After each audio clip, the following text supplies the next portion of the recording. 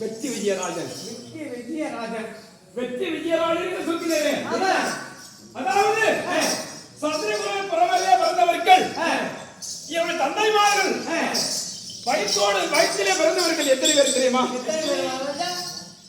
என் தந்தை பாண்டு மகாராஜன், எங்க சித்தப்பா மிதுன பெருமா, எங்க பெரியப்பா திருட்டராஜ மகாராஜன். திருட்டராஜ மகாராஜனுக்கு காந்தரியம் இருந்தார். காந்தரிக்கும் திருத்தராஜனுக்கும் 101 பேர் இருந்தார்கள். எத்தனை பேர்கள்? 101 பேர்கள். கௌரவர்கள் என்று சொல்லக்கூடிய துரியோதனர்கள் 100 பேர் இருந்தார்கள். என் தந்தை பாண்டு மகாராஜனுக்கும் என் தாயின்னு சொல்லக்கூடிய குந்தி தேவிக்கும் 5 பேர்கள் பிறந்தோம். 5 பேர்கள் எப்படி விரைகின்ற காலத்திலே அதை மட்டும் செய்யல சொல்லுங்கள்.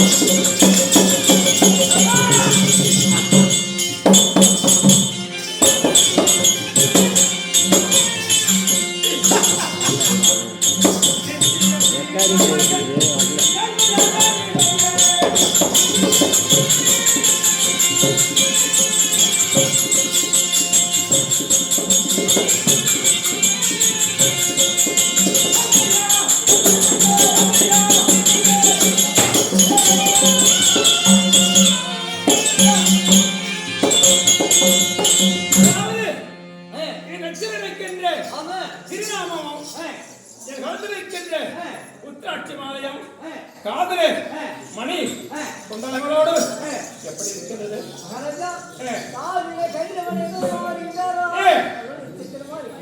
அது மட்டும் இல்லை, அதாவது எனக்காகவே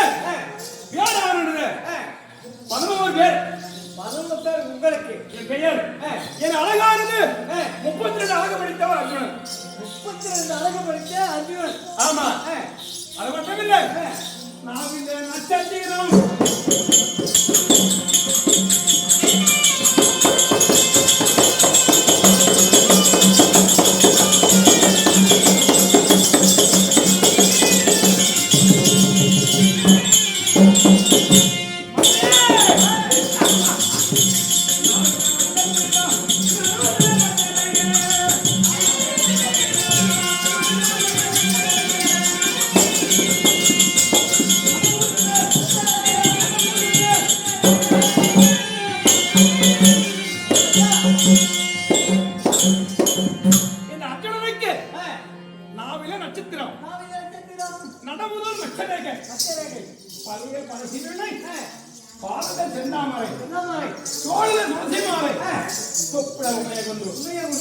இப்படி சொல்லுகின்ற 11 32 அழகு படித்த என்னுடைய பெயர் 11 பெயர் அர்ஜுனன், பார்த்திபன், அர்ஜுனன், வில்விஜயன், வில்லியாத்தி, காண்டிவன், இப்படி சொல்லக்கூடிய 11 பெயர் என் பெயர் உங்களுக்கு. ஆமா, இப்படி இருக்கிற காலத்து தாயாதிகள் துரியோதனர்களுக்கும் ஐவராஜர்களுக்கும் பகை ஏற்பட்டு துரியோதனன் கவனமாக ஐவராஜர்களை வரவழைத்து சூது பகடையாடி 13 வருஷம் காரகம் ஓட்டினார் ஐவராஜார்களே. எத்தனை வருஷம்? 13 வருஷம். இந்த 13 வருஷத்திலே 12 வருஷம் காடு மனத்திலே துரியோதனனுக்கு யாரும் புறப்படக்கூடாது. ஆமா, ஓரொரு நாடு அஜாதவாசம் 13 குறைத்து வந்துவிட்ட ஐவராஜார்களுக்கு தில்லி என்று சொல்லக்கூடிய பட்டணம் 60,000 வீதி தில்லி நகரம். உலகம் 56 தேசம். இந்த நாட்டிலே பாதி நாடு தலைவரி என்று சொல்லி அன்றைக்கு குரு பெருவார் இடத்திலே பத்திரிகளை எழுதி ஐவராஜார்களை 13 காரகம் ஓட்டினார் துரியோதனன் இல்லவா? கணிப்பது நாங்க 12 வனம்.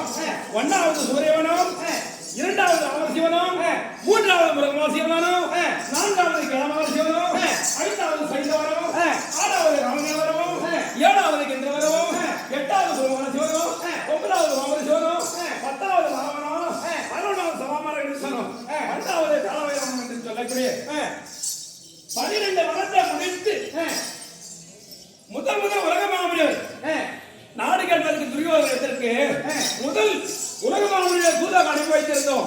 அதற்கும் அயோராஜாவுக்கு நாடு கொடுக்க மாட்டேன் என்று மறுத்தான் துரியோதனன்.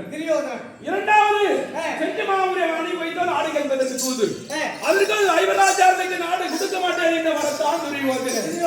மூன்றாவது பொய்யான், அதாவது எனக்கும் அன்றைக்கு அவதரித்த பொய்யன் இருக்கின்றான் இல்லையா, அவனையும் நாடுகளுக்கு அனுப்பி வைத்த மூன்றாவது. அதற்கும் ஐவராஜார்களுக்கு உச்ச நாட்ட இடம் கிடையாது என்று மறுத்தான் துரியோதனன். நான்காவது நாமல் கண்ட பரமாத்மாவை சென்றிருந்தான் நாடு கேட்பதற்கு. கேட்கிற சமயத்திலே உலகத்திலே பாண்டவர்களுக்கு உச்ச நாட்டுவதற்கு இடம் கிடையாது. உயிரோடு இருந்தோம் இன்னும் 13 26 வருடம் காணக ஓட்டினர் என்று துரியோதனன் அந்த சமயத்திலே பட்டமிட்ட நாள் பாரத போர்கள் உண்டாகினால் துரியோதனன் சொல்கிறார், கத்தி முனையால் சண்டை செய்து போர்க்களத்தை யார் வெற்றி பெறார்களோ அவர்கள்தான் நாட்டையாளர்கள் என்று துரியோதனன் சொல்கின்றார்.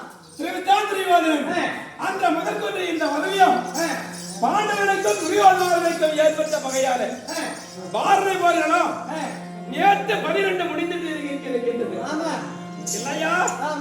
12 நாள் சண்டை நேற்று முடிந்திருக்கின்றது. இன்றைக்கு 13 நாள் மொத்தம் முதல்ல போகின்றது.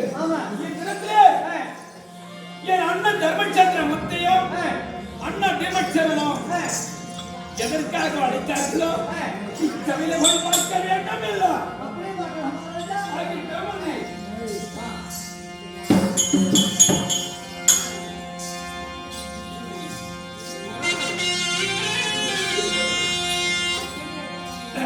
சத்திய சிவ சத்திய சிவ சத்திய சத்திய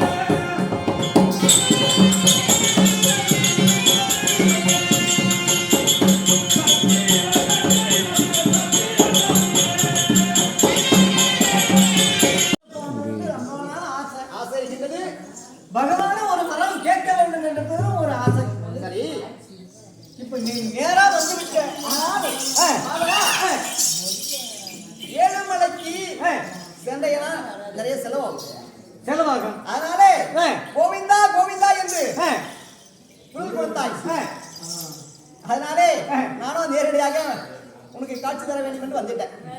சுவாமி கோவிந்தா, கோவிந்தா மாதவா, அப்படி இல்ல. ஸ்ரீமன் நாராயணா கோவிந்தா. தப்பு கோவிந்தா.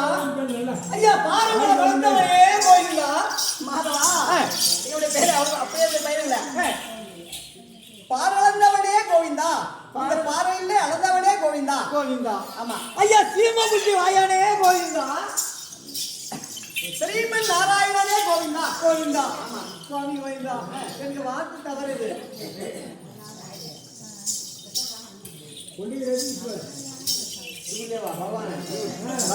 அங்கப்பா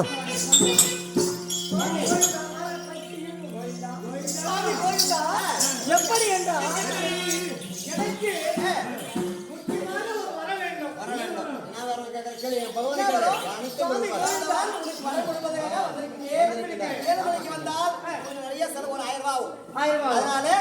உன்னை தேடி இங்கே எனக்கு குரல் கேட்டது. உன்னை தேடி வந்திருக்கிறேன். என்ன வர வேண்டும்? வேலையை காட்டுவதற்காக. ஆமா ஆமா, வந்திருக்கிறேன். சுவாமி கோவிந்தா, எப்படி என்றால் சுவாமி கோவிந்தா கேட்ட கோச்சிக்க மாட்டேன். எந்த கோபம் கிடையாது, நீ கேளுங்க நான் தரேன். ஒரு நாளைக்கு என் வீட்டுக்கு அனுப்பு.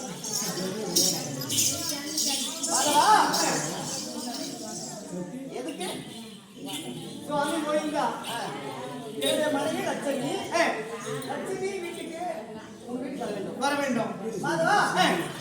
அப்படி இருந்தா இது லட்சுமி உன் வீட்டுக்கு வர வேண்டும் என்றால் நிறைய ஒரு நிபந்தனை இருக்கு. ஆமா. எப்படி சுவாமி? மாதவன் சுவாமி சுவாமி கோவிந்தா, உன் மனைவியை என் வீட்டுக்கு அனுப்புன்னு சொன்னேன். எதற்கு அனுப்புன்னு சொன்னேன்? ஐயா பக்தனே, அப்ப சாமியை பார்த்து கூட்டு மேல் செய்யறேன்னு கேட்கிறேன். சுவாமி கோவிந்தா, எதற்கு நான் கேட்டேன் என்றால், என் வீட்டில் லட்சுமி கலாச்சாரம் கிடையாது. நல்ல சாலை முடியாது. ஆமா, கலாச்சாரம் கம்மியாடி லட்சுமி கலாசம் வீட்டுல இல்லையா? கிடையாது. அதனால உன்னுடைய மனைவி லட்சுமியை வீட்டுக்கு வரணும். சுவாமி கோவிந்தா அனுப்பினால் நான் எல்லாம் பணக்காரர் இருக்கிறாங்க. பாரு எல்லாம்